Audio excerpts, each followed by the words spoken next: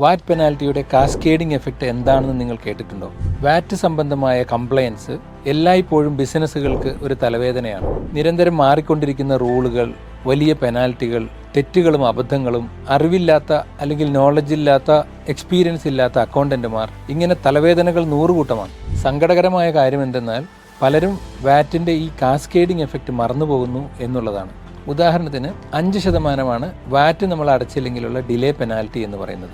അത് ഒരു മാസം 5% എന്ന് വെച്ചാൽ ഒരു വർഷം 60% നമ്മൾ പെനാൽറ്റി അടയ്ക്കേണ്ടത്. ഒരു 5 വർഷത്തിന് ശേഷം 1 ലക്ഷം റിയാൽ വാറ്റ് അടയ്ക്കേണ്ടതായ ഒരു ബാധ്യത സാറ്റ്ക കണ്ടെത്തി നമ്മളുടെ മേൽ വാറ്റ് ചുമത്തുകയാണെങ്കിൽ ആ 1 ലക്ഷം റിയാൽ കൂടാതെ 3 ലക്ഷം റിയാൽ പെനാൽറ്റി കൂടി ചേർന്ന് മൊത്തം 4 ലക്ഷം റിയാൽ നമ്മൾ അടയ്ക്കേണ്ടി വരും. ഞാൻ Shameer Macmillan, the chartered accountant.